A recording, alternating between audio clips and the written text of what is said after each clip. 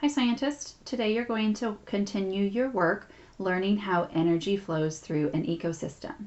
Today the challenge is in a habitat or an ecosystem called the Savannah.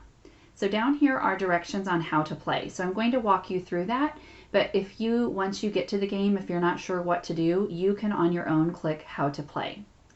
So it says use left and right arrows or swipe to explore the habitat.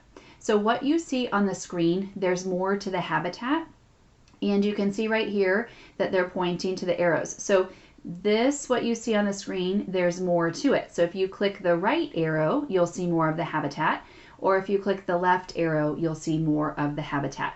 And while you're doing the challenge, you're going to want to see more of the habitat. It says select a living thing to see a fact card containing a video.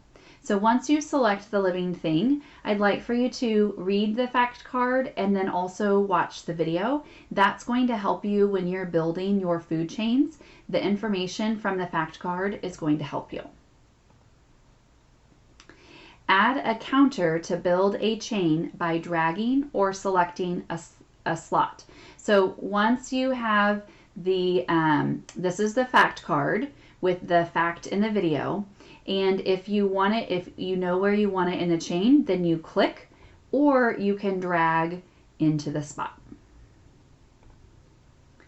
Move counters around to change the position, or select the button to remove. So fifth graders, I don't know if we've talked about this yet, but the arrows in a food chain represent the flow of energy. So see how it says here producer? So that's going to be a plant. And then there's going to be something that eats a plant. This arrow doesn't mean that the plant eats this consumer. What this means is that the energy from the plant goes to this consumer. And then the energy from this consumer goes here. So the arrows in a food chain represent the flow of energy.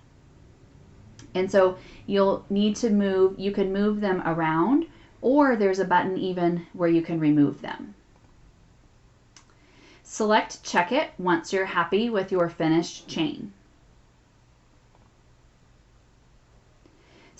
You might get a try again message, and so that means that you have an organism that's not in the correct spot. So it says select an animal or plant to get a hint.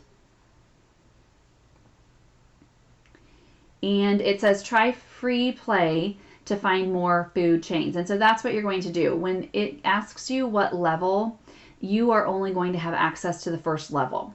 And on your screen, it will say 1 out of 35 chains. I want you to make 7 different food chains. So after you finish a food chain, it'll tell you 1 out of 35. And then I want you to build a new one. And then it'll tell you 2 out of 35. So you keep building food chains until you have at least 7 out of 35. Now, you can keep going past 7, but I want you to build at least 7. Then it says select question mark if you forget and need to check what you're doing during a challenge. Fifth graders, once you are finished building your 7 food chains, go back to Schoology. You have more work to do in Schoology.